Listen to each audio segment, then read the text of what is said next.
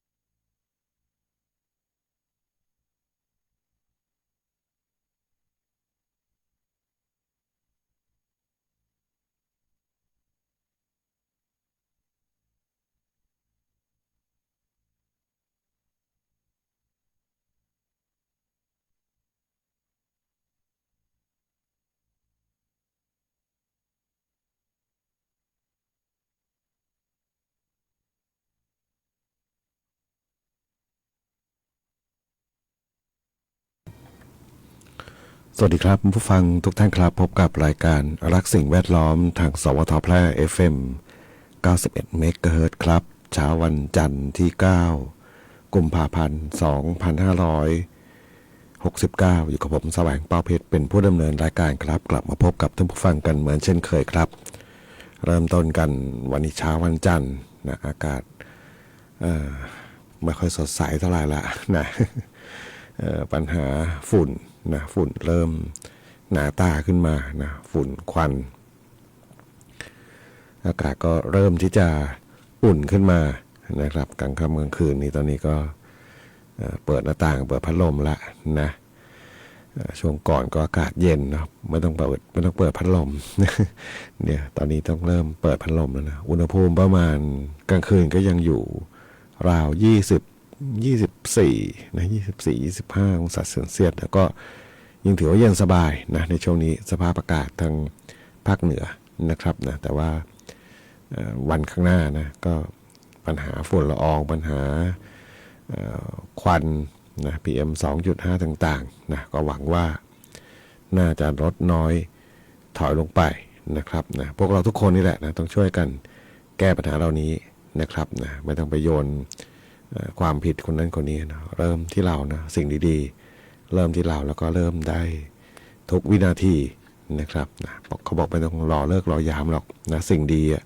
นะ วันนี้พบกันเช่นเคยครับนะกับช่วงเวลาของรายการรักสิ่งแวดล้อมนะครับผู้จัดรายการนี้ก็นะเสียงแหบเสียงแห้ง เพราะอะไรเนี่ยนะนะมาพอดีนะอาจจะด้วยอดหลับอดนอนเนาะเมื่อคืนก็มีภารกิจหน้าที่นะในการทำงานของสถานีนะ5 ทุ่มนะเลิกกว่าจะเก็บข้าวเก็บของเก็บครัวนะเดินทางถึงบ้านอาบน้ำอาบท่านะกว่าจะหลับจริงๆนี่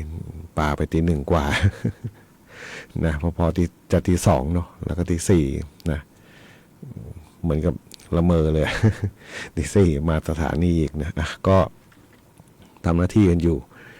นะครับนะไม่ได้ลุ้นเท่าไหร่ไม่ได้ลุ้นอะไรนะเพราะว่าทำหน้าที่เสร็จสับก็ถือว่าจบหน้าที่ของเรานะครับนะก็ต่อไปก็เป็นหน้าที่ของเขานะจะเข้าไปเป็นฝ่ายค้านไปเป็นฝ่ายรัฐบาลก็อีกส่วนหนึ่งนะครับก็ถือว่าทุกคนได้ทำหน้าที่ของตัวเองแล้วนะครับนะฝ่ายค้านก็มีหน้าที่นะไม่มีหน้าที่เนาะไม่ใช่พระเอกกับผู้ร้ายไม่ใช่ตัวโกงกับอะไรไม่ใช่นะก็ถือว่าถ้าทำสิ่งดีๆนะถ้าสิ่งไม่ดีมีมากกว่าสิ่งดีๆมีน้อยกว่าก็นะก็เป็นปกตินะครับนะไม่มีอะไรที่ดี100%แต่ก็ต้องพยายามที่ทำให้ดีเพิ่มขึ้นนะมีจำนวนสิ่งที่ดีเนี่ยนะเพิ่มมากกว่าสิ่งที่ไม่ดีนะครับวันนี้พบกันเช่นเคยครับกับช่วงเวลาของรายการรักสิ่งแวดล้อมท่านผู้ฟังที่ติดตามรับฟังอยู่ครับบทเพลงเพื่อชีวิตเหมือนเดิมครับทางโทรศัพท์0545235516ครับนะแฟนเพจก็พิมพ์คอมเมนต์ไว้ได้ครับกับช่วงเวลาของรายการรักสิ่งแวดล้อมครับ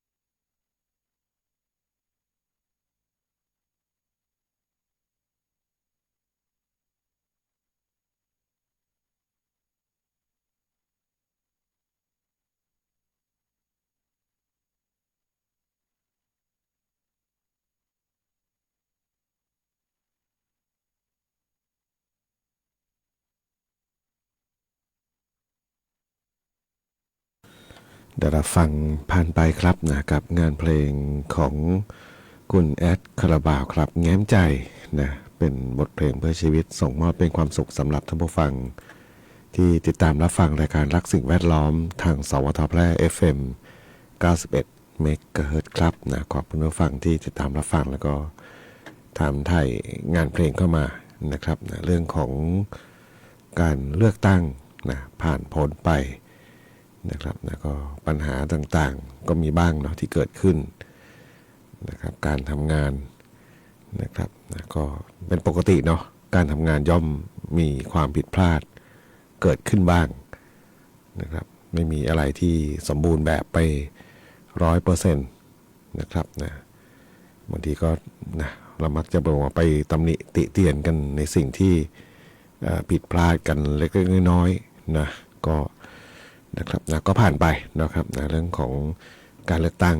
นะครับนะบ้านเราไม่น่าจะติดขัดอะไรเนาะมีบางจังหวัดบางพื้นที่ที่อาจจะเป็นความเข้าใจผิดนะก็เชื่อไว้เป็นไปได้นะเป็นความเข้าใจผิดของเจ้าหน้าที่บ้างหรือว่าความผิดพลาดบางอย่างของประชาชนที่เขาไปใช้สิทธิ์นะครับนะเราคิดมันทุกคนไม่เหมือนเรานะและเราก็ไม่เหมือนทุกคนเนาะทำความเข้าใจอะไรบางอย่างเนี่ยนะบางคนอธิบายแค่นับ1 ถึง 10เนี่ยอธิบายแค่เลข5เขาเข้าใจถึง10ก็มีนะบางคนอธิบายไปถึง11แล้วยังไม่เข้าใจเลข10เลยก็มีเนาะเพราะว่าการคิดวิเคราะห์ของคนเราไม่เท่ากันเนาะนะครับไม่ได้หมายถึงไม่ฉลาดหรือว่าไม่ฉลาดหรือว่าฉลาดนะครับเพียงแต่ว่ากระบวนการคิดต่างๆในสมองเราเนี่ยมันไม่เท่ากันจริงๆนะดูอย่างเอาแค่พี่น้องของเราเนี่ยนะใครที่มีพี่น้องหลายคนลองดูเถอะนะบางทีอธิบายบางอย่างนะพ่อแม่อธิบายบางอย่างเนี่ยนะบางคนเข้าใจเร็วนะพี่น้องบางคนนี่บางทีอธิบายซ้ำวนยังไม่เข้าใจเลยเนาะนึกถึงสมัยเด็กตอนทำการบ้านเนาะเพราะผมเองกับน้องชายเนี่ยห่างกันแค่ปี2 ปีเนาะก็จะอยู่ในวัยใกล้เคียงกันแล้วก็บางทีนะพ่อแม่สอนการบ้านนี่ก็จะนะพอดูออกนะนะอันนี้เล่าให้ฟังเนาะเพราะว่าอะไรเพราะว่าเมื่อวานไปเลือกตั้ง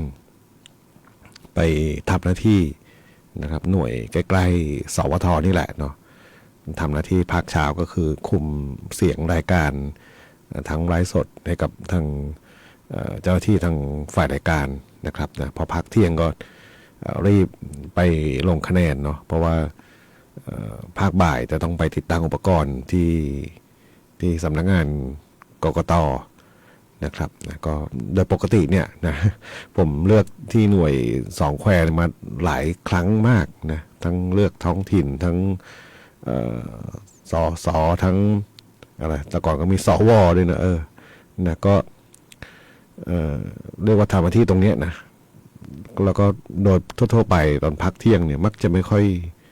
อยมีคนไปลงคะแนนเท่าไหร่แต่เมื่อวานนี้เยอะมากนะเยอะ คนเรียกพอเลี้ยวรถเข้าไปโอ้ทำไมล่ะรถทำไมเยอะจัง คนเยอะนะแล้วก็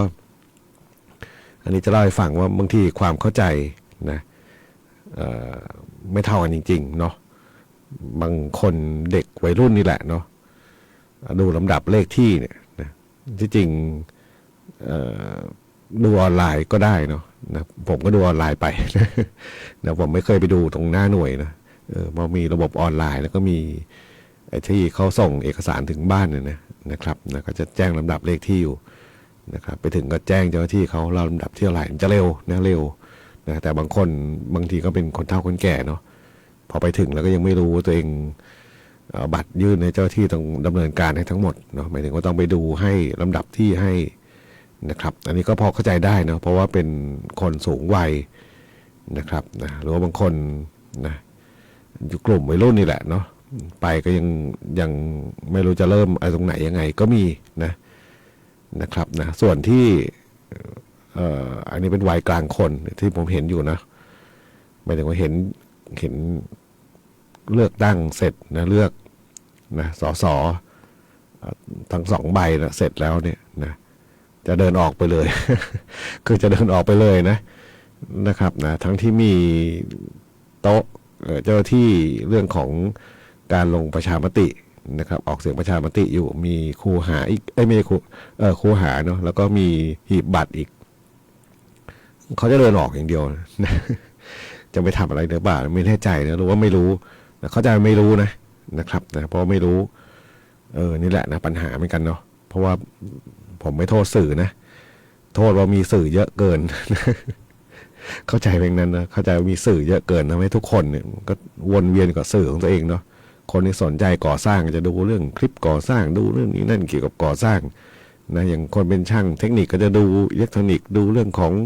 อะไรแบบนี้มันก็วนๆอย่างเงี้ยเนาะแล้วก็บางทีข่าวสารที่เราควรจะต้องไปศึกษาไปเรียนรู้บางอย่างบางทีก็อาจจะลืม อ่ะก็นะถือว่าเป็นเรื่องของส่วนหนึ่งนะของชีวิตเรานะที่ผ่านพ้นไปเมื่อวานนะแล้วก็วันข้างหน้านะครับนะการฟอร์มทีมจัดตั้งรัฐบาลต่างๆก็หวังว่าจะเข้ามาทำหน้าที่ให้กับเราได้มีประสิทธิภาพให้กับประเทศชาติกันเนาะเพราะว่าความต้องการทุกคนไม่เหมือนกันนะครับนะแต่ว่าประโยชน์ก็เพื่อที่จะให้ประเทศชาติเราพัฒนาไปข้างหน้านะครับไปฟังเพลงกันต่อครับกับช่วงเวลาของรายการรักสิ่งแวดล้อมทางสวทแพร่ FM 91 เมกะเฮิรตซ์ครับ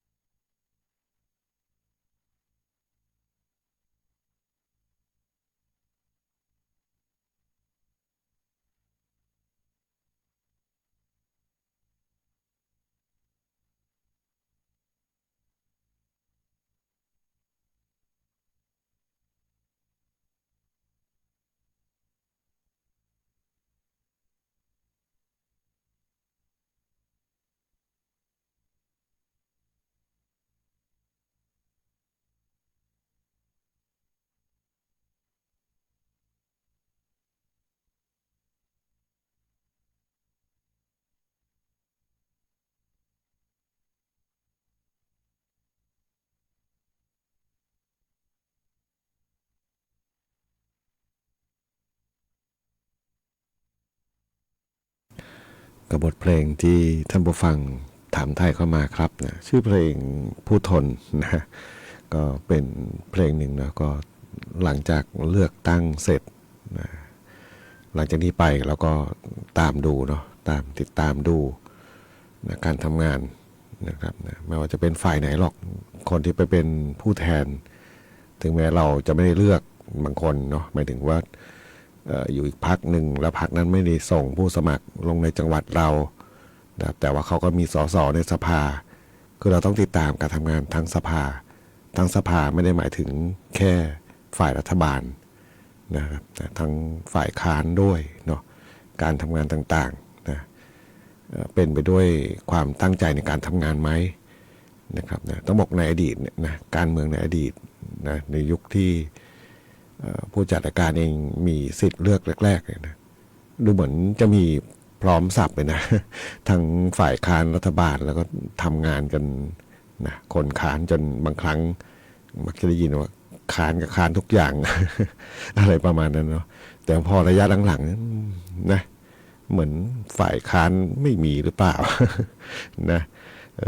นะเงียบๆอะไรกันไปหมดเนาะแต่จะมีฝ่ายรัฐบาลแล้วก็นะก็เป็นไปตามวิถีนะการเมืองของเรานะครับนะก็ปกติเนาะบางทีบางครั้งก็ตั้งแต่เลือกท้องถิ่นละนะเลือกท้องถิ่นเสร็จสับนี่นะบางทีญาติพี่น้องกันไม่มองหน้ากันก็มีนะทำไมการเมืองทำให้เราขัดแย้งกันนะจะด้วยอะไรอคติหรือเปล่านะ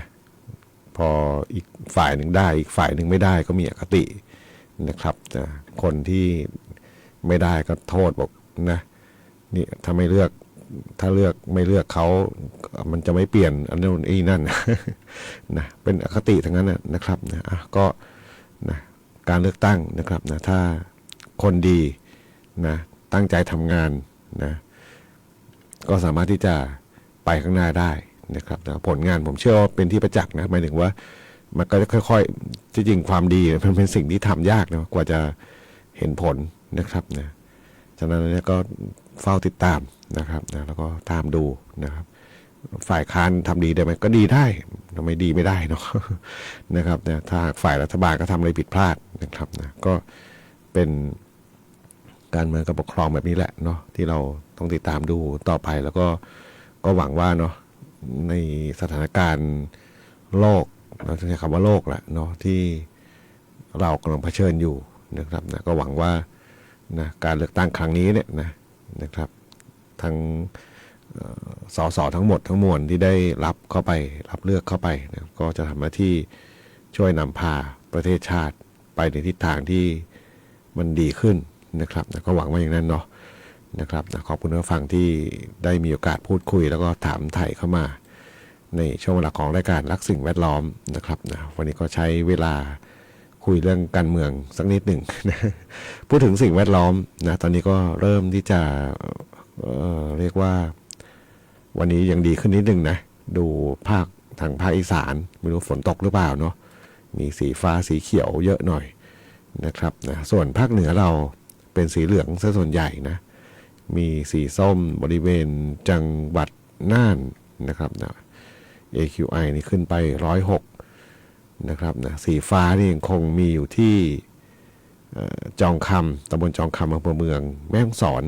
นะครับยังเป็นสีฟ้าอยู่เนาะอากาศดีมากสินะครับนะก็หวังว่าเนาะว่าเขาประกาศทางเผาวันไหนเนี่ยนะน่าจะประกาศเลยเนาะนะครับนะก็หวังว่าปัญหาฝุ่นควันต่างๆน่าจะมีน้อยลงนะครับนะเพื่อให้เราได้หายใจอากาศที่ดีมีสุขภาพที่ดีนะครับ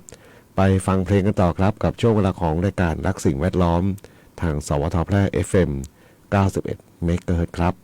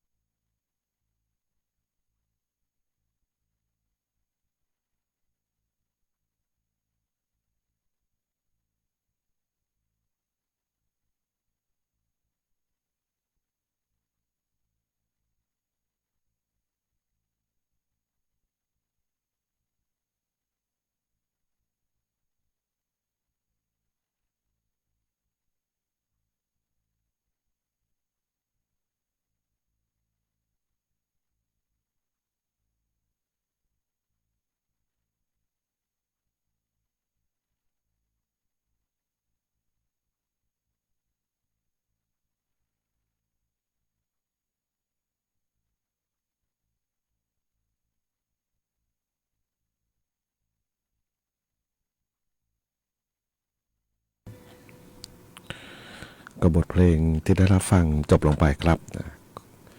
ของหลวงไก่นะสำหรับบทเพลงเลิกราไม่เลิกรักที่ท่านผู้ฟังถามถึงเข้ามาในช่วงเวลาของรายการรักสิ่งแวดล้อมทางสวทแพร่ FM 91 เมกะเฮิรตซ์ครับนะหลังจากนี้ไปในเรื่องของสิ่งแวดล้อมนะคงได้ยินกันบ่อยมากขึ้นโดยเฉพาะปัญหาทางภาคเหนือเรานะครับภาคเหนือเรานี่ปัญหาเยอะนะเรื่องของฝุ่นควันนะครับที่จริงฝุ่นควันผมว่าก็